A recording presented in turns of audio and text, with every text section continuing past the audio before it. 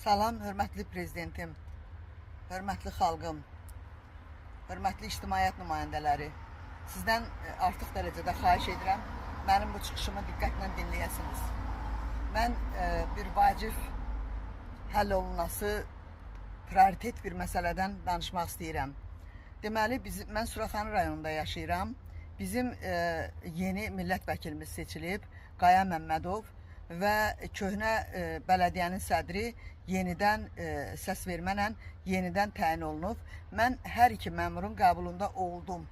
Məsələ o məsələdir ki, mənim şəxsi məsələm deyil.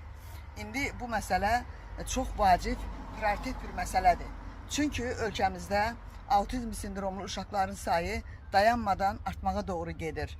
İmkansız ailələrin uşaqları çıxılmaz vəziyyətdə qalıb.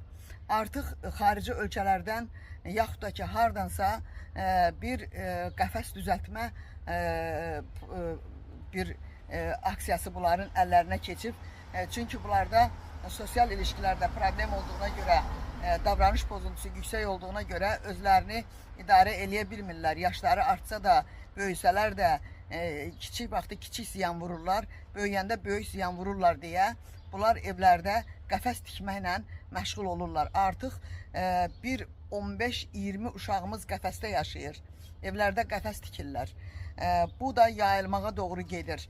Mənim də məqsədim o idi ki, birinci mən Qaya Məmmədovun qəbulunda oldum ki, mənim evim sürüşməyə məruz qalıb, tektonik zonada yerləşir və mərkəzim də orada idi. İndi mənim nə evim var, nə mərkəzim.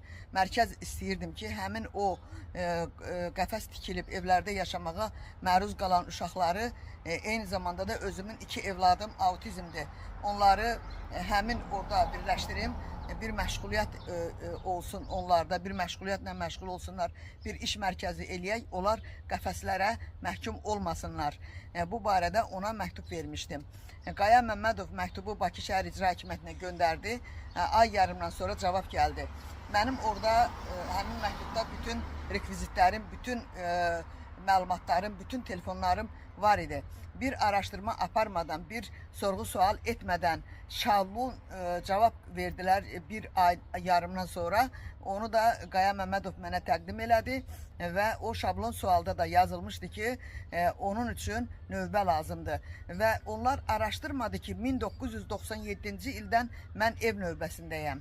Onlar araşdırmadı mı ki, 2011-ci ildə mənim evim Fövqəladə Hallar Nazirliyinin qərarı ilə tektonik zonada yerləşdiyinə görə qəzaya məruz qalıb sürüşüb.